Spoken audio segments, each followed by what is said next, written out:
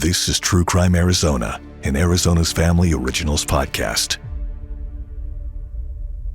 Hey everybody, Brianna Whitney, host of the True Crime Arizona podcast. I know most of our listeners have been staying up to date with us on the zombie hunter trial, and that is not over yet, but we wanted to release an important episode that we think needs to get out right now because we have a pretty important, bizarre, and eerie true crime case that's unfolding in the Scottsdale, Phoenix area right now. There's a lot of people asking questions about it, and we wanted to answer everything that we know in the most detail so that people can understand what's going on.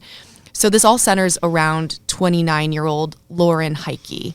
What we know is she was a bar cart server at True North Golf Club, which is kind of a high-end golf club. That's a nice job. It's a place where a lot of people go to kind of do premier golfing.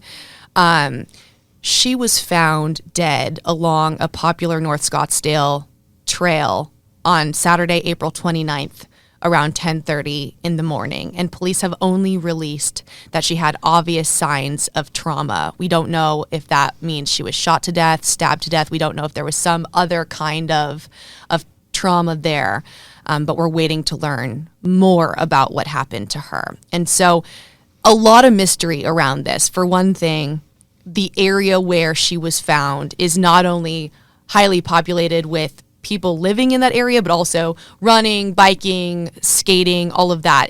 There's a lot of people around at all times, and she was found at a normal time early in the morning. But also where she worked is a real nice area as well. And this is just something we don't normally hear about happening in the North Scottsdale area like this, in the North Phoenix area where she was found, which is basically right on the border there. So I have a reporter, Sarah Robinson, in the podcast studio with me. Sarah, you've been covering this case for our newscasts as this has unfolded. So I kind of want to start with just breaking down what we know and what this area was like. So talk to me just kind of chronologically about how you learned of the case and then your reporting efforts, where you went from there.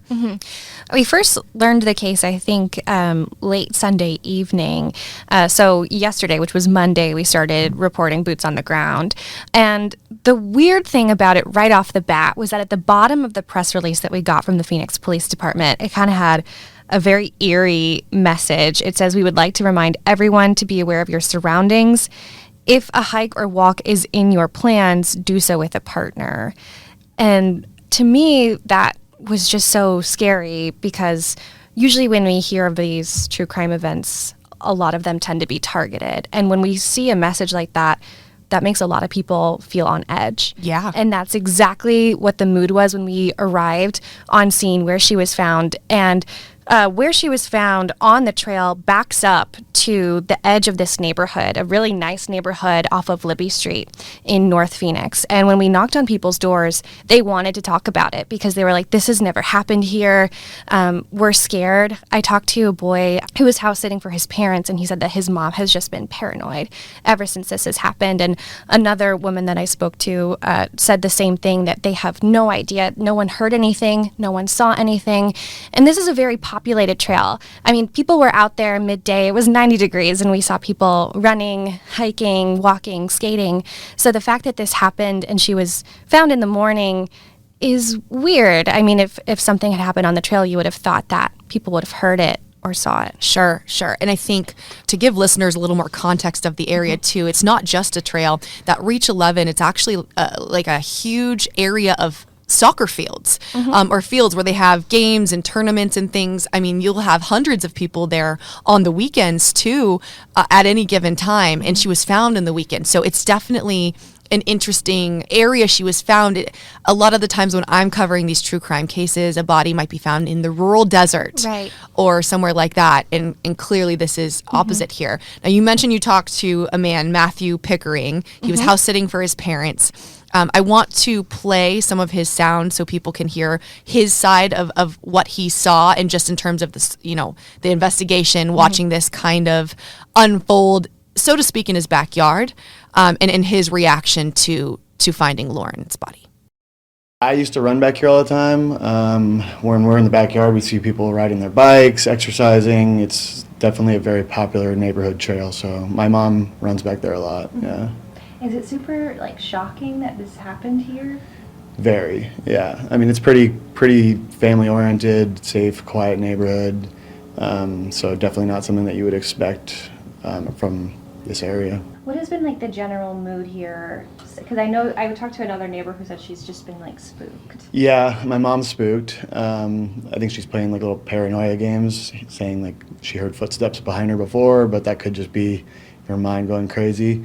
I would say the neighborhood's just a little bit somber right now, and probably, a little sketched out and kind of looking over their shoulder, but definitely not something that they saw coming. So it's been a little bit quiet around here, and a lot of police activity, so that is a little awkward. Yeah, and how, like, popular is the trail? Very popular. I mean, if you sit in the backyard, you'll see people exercising all day from morning through the evening, so it's definitely not something that is not used a lot. It's a really weird place to find it, being as much activity is back there as it is. I think he makes a good point in the fact that this is terrifying for everybody who lives there, because at the moment, we don't know if she was killed in that area. Mm-hmm. We don't know if her body was dumped there. And to not know who was responsible for this is so scary. And ironically, actually, the fact that I've been covering the zombie hunter trial and the canal murders, that same aspect, when you didn't know who was killing somebody like this, it really holds the community in this shock and this fear. And Lauren's life seemed to be, going well. Mm-hmm. We know she was working at True North, and you actually went to the golf club and talked to her boss. Mm-hmm. She was a beautiful girl. It looked like she had everything going for her. Friends, family. Yes. Lived a really nice lifestyle. At least it looks that way from social media. Yeah, it does. And obviously we know social media can be a highlight reel, but it did look like she was living her best life in Scottsdale.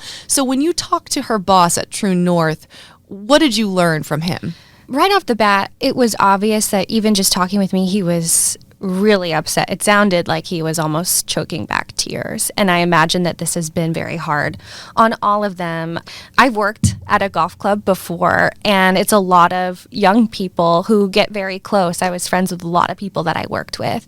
And he just described the scenario as being excruciatingly painful and tough for all of them. And he described Lauren as very lovely. And that's the extent of what he said, saying that it's just been hard for people to come into work. I can only imagine. And to your point as well, True North it's kind of in its own area. It's beautiful. It's really, really nice. But there's not a whole lot right around it. So I imagine the people who are working there would be a tight-knit, close kind of family, almost, so to speak. Now, you had done similar to her job.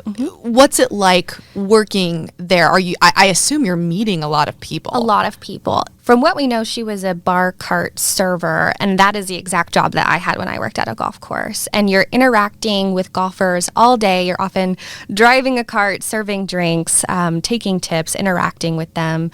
And in my experience, a lot of the golfers were really, really lovely people.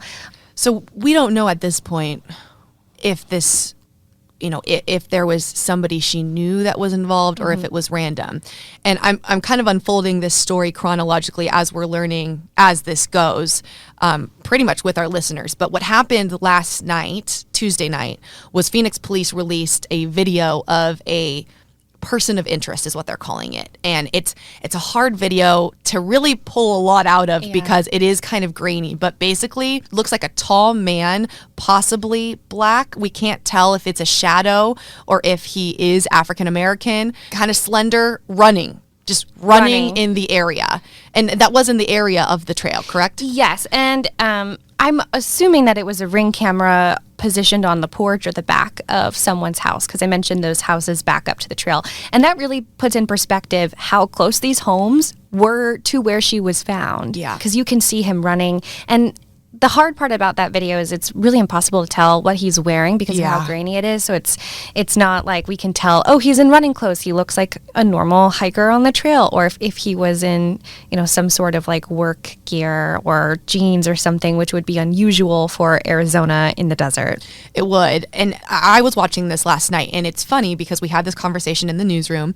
Several of our producers were saying, wow, this is really hard to take anything away from this. In my true crime expertise, so to speak, the one thing that I noticed was he had a pretty unique cadence of running. I noticed that too. Yes, like it was a very kind of noticeable, I don't want to call it a prance, but a gait? Yeah, kind of. It was just, it was recognizable. And I think it actually, what it reminded me of right away was the big case in Las Vegas where that journalist was killed and the person who's been charged for the crime was a politician he had written about. The reason they were able to put that together was because there was surveillance video of this person walking away. And then in past news stories, they had video of him walking the same way. And the journalist that this man worked with were able to look at the video they had of the suspect walking compared to the surveillance video, and it was that same cadence, that same kind of weird walk. Yeah. Now, they had more video to work with, but that's what it took me to, in that putting that out, sure, maybe we can't see the clothing exactly or his facial features, but maybe somebody recognized the way he walked and ran. It was very specific. Yes. And so we don't know what that's going to lead to, but that's kind of the latest we've had now. We are now recording this on Wednesday, and we are just about an hour and a half-ish away from her mother, Lauren's mom, giving a press conference with Phoenix PD. We're expecting her to talk. You said also maybe some of Lauren's friends. Said some of her friends were going to speak as well. And I think her friends could be super crucial in this investigation because Lauren's 29 and she could have habits that she may tell her friends about, not necessarily her parents about as a young adult. And so there could be new people, new characters in her life that she just isn't close enough with yet to have conveyed back to her parents. And so I think her friends are really going to play a big role, as are her coworkers. I think so too. And hopefully Phoenix police will also maybe answer some more questions. The cause of death for me is a big one.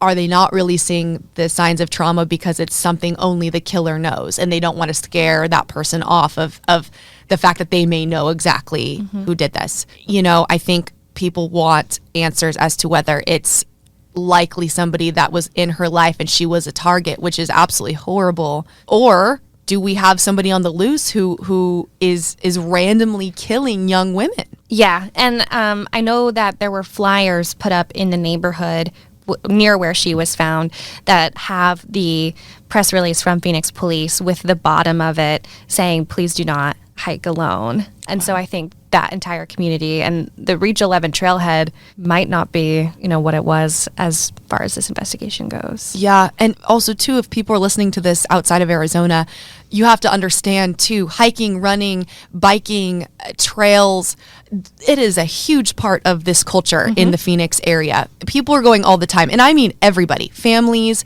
I go running often by myself in this area. And I know you and I talk about this. We're hyper aware of our surroundings because of it. But this is a very active community. Super active. And so to see a sign like that put out by police is very scary because this is something that's embedded in this community.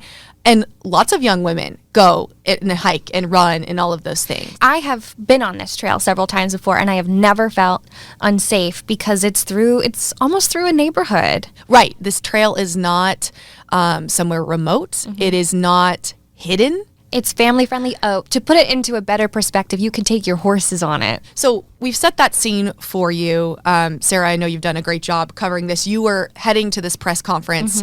So what we're going to do with the podcast is I'm going to actually play a bunch of these sound bites in full from her mom, from anybody else who speaks, hopefully from Phoenix PD as well. And then I'm going to come back on the other side of that and go over everything. I know you'll be out reporting for the rest of the day, but for our listeners, I want to play for you how this press conference unfolds, what we learn in real time, and then analyze it with you guys. So here we have the Wednesday press conference about Lauren Heike's death with Phoenix police and her family and friends. Last Friday at about 10 in the morning, Lauren was hiking on a trail in the area of 65th Street and Libby Lane in North Phoenix. Lauren was attacked from behind and died as a result of her injuries. We have released a brief video clip and a still image from one of the cameras. We are looking for a male between 5'8" and 6 foot tall, wearing dark clothing and a backpack. We believe someone would have noticed this person either before the attack or after he fled from our scene. We ask anyone with any information to contact Silent Witness at 480-WITNESS or for Spanish language, 480-TESTIGO. We will exhaust every resource to bring justice to Lauren and her family. We just ask for any measure of assistance that we can get from the community. Please pray for Lauren and her family. If it was me and my family, I would be taking precautions just to be sure. I don't want to cause a panic, but I think a measure of safety can be implemented by everybody. So that was a lot of new information from the Phoenix Police Department, and I want to talk just a little bit about that before we play what Lauren's family and good friend said. So this clears up this person of interest. Now they have upgraded that video to suspect. And we are going to have a link, or we have a link in our description of the podcast. If you scroll down into the notes, you can click it so you can see what this video is, the person that they are looking for, who they do believe is the suspect in Lauren's death. I think one of the big takeaways there was that they believe she was attacked from behind, and that detective did go on to say that he believes the attack happened Friday when she went out for her walk on the trail. So that was a question that we seemed to get answered. We didn't know if she was dumped there and if this attack had taken place elsewhere. It does seem like she went out on her walk. She had told friends that she was going out on a walk as she normally would, and that she was attacked on the trail there. Also, this suspect, between 5'8", 6 feet, you heard the detective say it, slender build. That is the surveillance video they were able to find of him. It doesn't appear that they have any other video right now to release to the public, and they are keeping a lot of details close to the heart, not releasing a whole lot because they don't want to compromise the investigation. They're details that only the killer would know, and that's the person they are trying to find right now. So possibly the most terrifying part of that is it does seem that this was a random attack on a trail that a lot of people use. They did say that morning, Friday morning, the area Lauren was in wasn't super viewable, that's the word they used, by other people at the time. Now, it does weave through neighborhoods and things like that, but at the time she was in a part of the trail that was less visible by other people, and that might be where the attack happened. I want to play sound now from Lauren's parents, Lana and Jeff Heike. They were pretty emotional, as you can only imagine. Her mom doesn't live here, and her mom made it a point to say she talked to Lauren every single day. They were very close with her.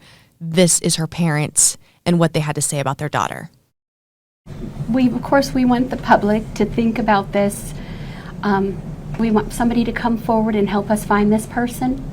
Lauren was, obviously she was beautiful, and she was beautiful inside and out. She had such a kind heart. Everybody who met her loved her. She was super funny. She was just a sweet child, just everything to us.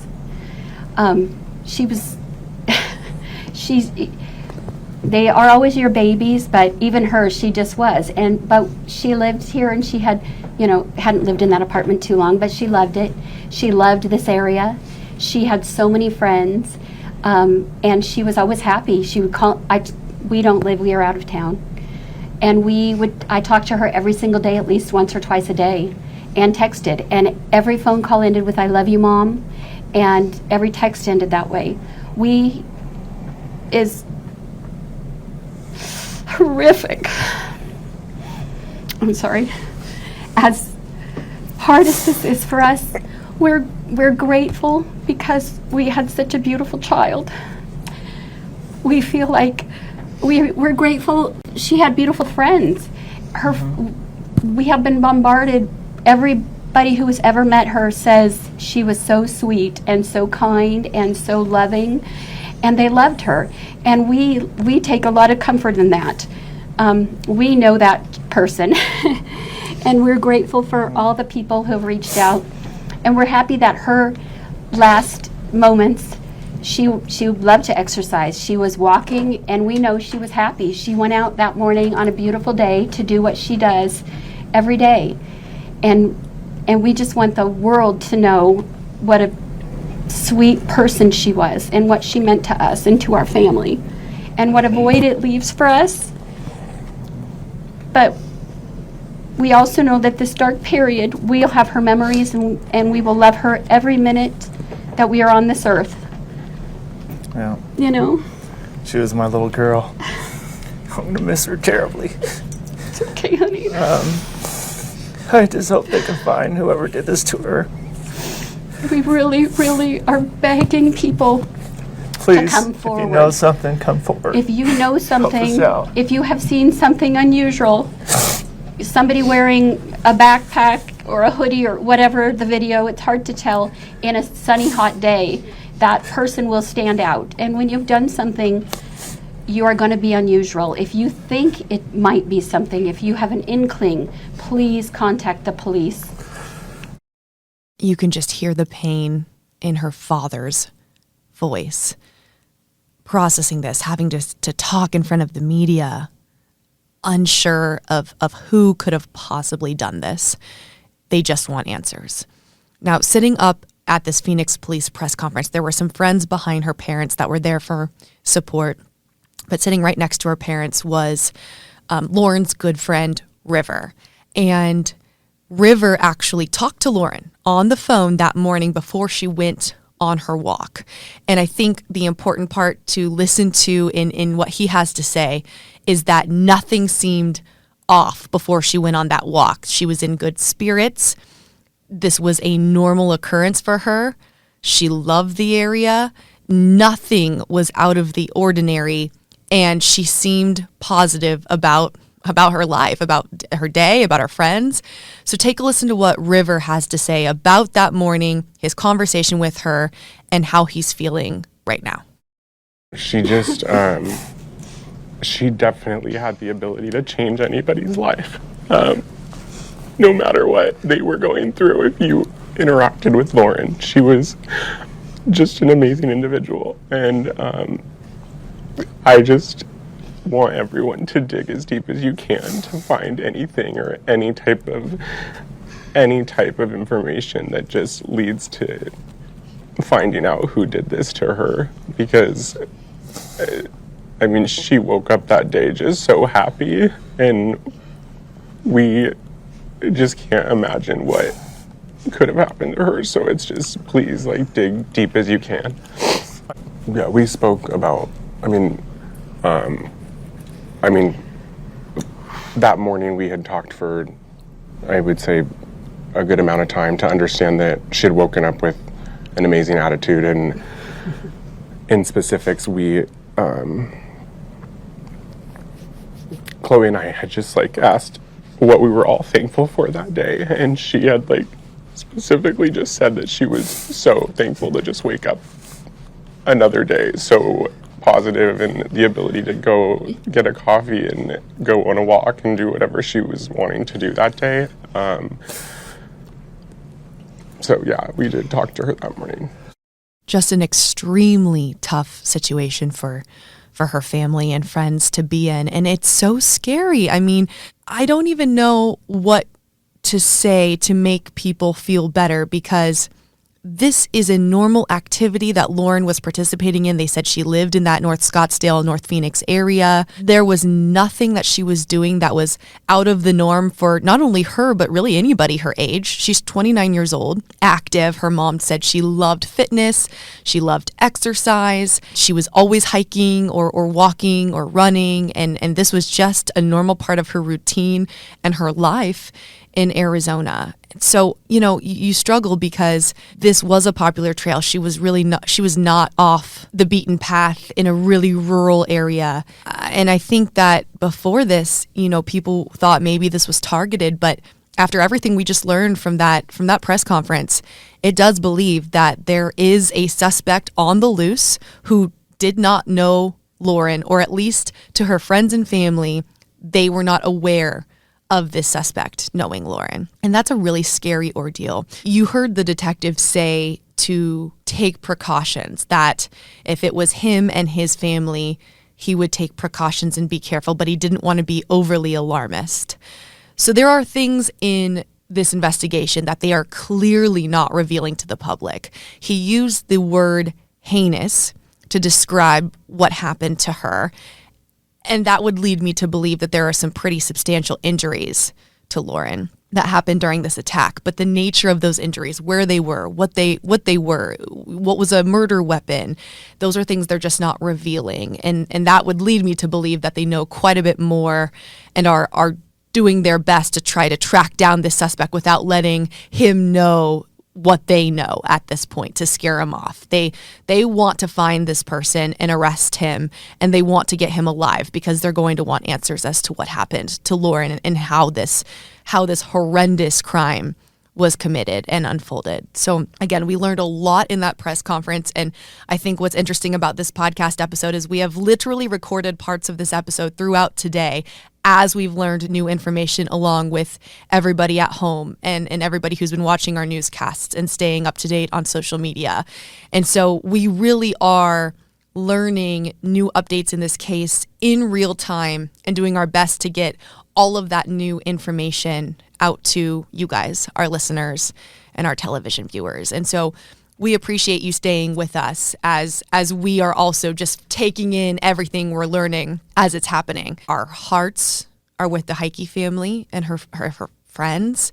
We hope to get more updates on this case. It's obviously one that the community is paying attention to. We want to do our best to just get all of the factual information out there to inform, educate, and keep our fellow community members and other Arizonans safe as we learn more about what's going on in this case. Again, I just want to go back over that suspect description. In that video, it's a very quick video of a man running, but this is how they describe that suspect and something to be on the lookout for if you're in Arizona. A thin-build subject with dark complexion wearing a dark backpack, gray or lighter colored shirt, dark pants, and shoes. And they described him as being somewhere between 5'8" and 6 feet. If you have any information at all on Lauren Heike's death or anything you might have seen in that North Scottsdale, North Phoenix area and that Reach 11 trail, please call the Phoenix Police Department in their silent witness line. You can reach them at 480-WITNESS, and in numbers, that's 480-948-6377. You can also leave an anonymous tip on the Silent Witness website at silentwitness.org. You can remain completely anonymous, and you can earn a cash reward for information that leads to the arrest or indictment of the suspect of this crime. Again, we now know 29-year-old Lauren Heike killed while out hiking, walking on a popular trail in the North Scottsdale, North Phoenix area. And now Phoenix police and the Heike family need your help in identifying the person they believe killed her.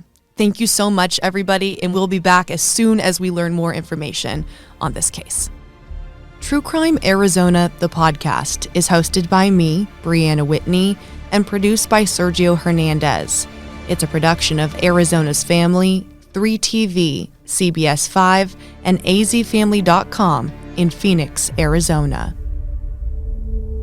This is True Crime Arizona, an Arizona's Family Originals podcast.